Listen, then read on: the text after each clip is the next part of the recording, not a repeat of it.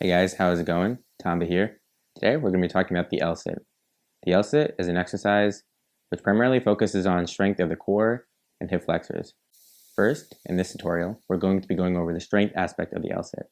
We're going to be focusing on progressions and exercises which strengthen the core, the hip flexors, and your arms. These three body parts are generally the ones beginners need to improve the most in order to complete this movement. Second, we're going to talk a bit about mobility. Some beginners may already have sufficient mobility needed to complete this exercise, but for those that don't, we're going to go over some tips that can increase your mobility and help you with getting your first L-sit. Alright, let's jump into the video. Alright, so here we are on the ground here. I have with me some parallel bars, or parallettes, or P-bars. I may use those terms interchangeably in the video, but just know in general I'm talking about something that looks like this, or something that looks a little bit like what I'm going to show here and insert in the video. Something a little bit higher up the ground. So the L-sit can be done in different variations, right? You can do it with just your hands on the floor, you can do it on these P-bars, or you can also do it on rings, which are those over there. However, for beginners, it's most advisable to do it on these P-bars, these parallel bars. So the benefit of having these parallel bars is when you're first beginning to learn this movement, you may not have the strength necessary to keep your legs up out to the ground all the time. So in beginner, you may be in this region where your legs are kind of wobbling or kind of shaking a bit. You're trying to build strength, you're trying to get up here, but you can't just do it yet. Because of the fact that we have this clearance below the bars, you're still getting the benefits of being able to work out your legs, even though you're not doing the exercise completely. If I were doing this exercise with my hands on the floor, the lack of room between my butt and the floor would make any form that was less than perfect non-ideal. There's no middle ground that will allow me to build up strength in my legs over time and then achieve the perfect straight leg L-sit. So yeah, if you can find some parallel bars to use, they'd be quite helpful for these progressions. Alright, let's talk about form a bit here. So for one, right now, don't worry about what my legs are doing. We're going to focus mostly on the upper body. Alright, so a few things to notice there. One, my head is pointing straight forward, and my chest is up. Two, my arms are locked out, and the pits on my elbows are facing forward. You also notice that my shoulders are above my hands, and that my scapula or my shoulder blades are depressed and retracted, meaning they're back. My spine is fully extended, and there's as much space as possible between my shoulder blades and my ears. If you're a beginner, you may naturally try to lean forward some, with your shoulders kind of in front of your wrist and your hands on the bars, but it's important to remember that that's not good form and is going to make the exercise harder for you. Instead, try to keep your shoulders either above your hands or even slightly tilted back some. Even being in that support hold position as a beginner may be difficult for you. If it is, before we move on to other progressions, we can try to just hold that for 15 or 30 seconds. Just build up your strength in that form, feet on the ground, and eventually you'll be able to move on to our first progression. Now this first progression here isn't much different than the support holds I just showed previously. You can see here we have our knees tucked in, but our feet are still here on the ground. I included this progression just because the form I use here is similar to that of the next progression.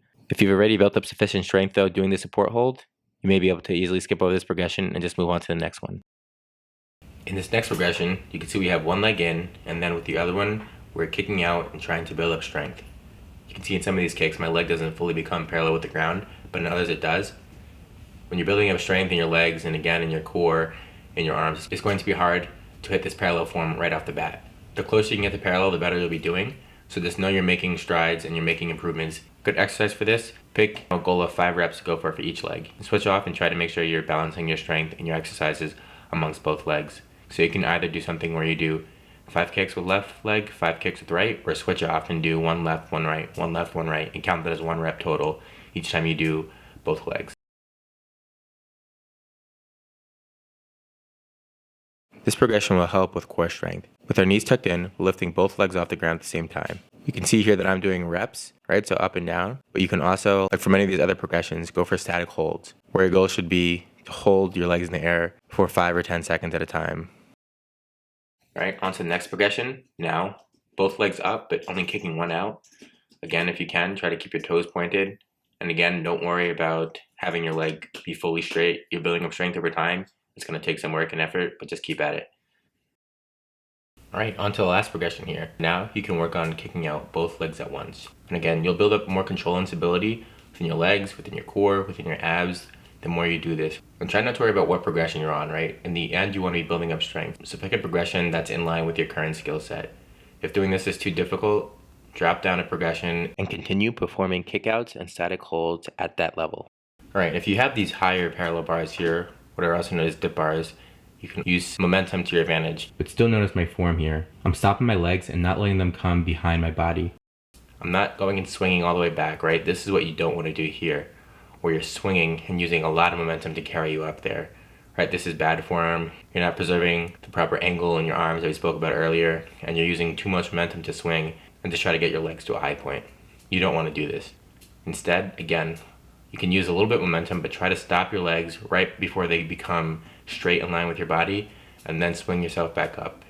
This lets you get some benefits of momentum while still keeping the exercise intense and difficult for you to do.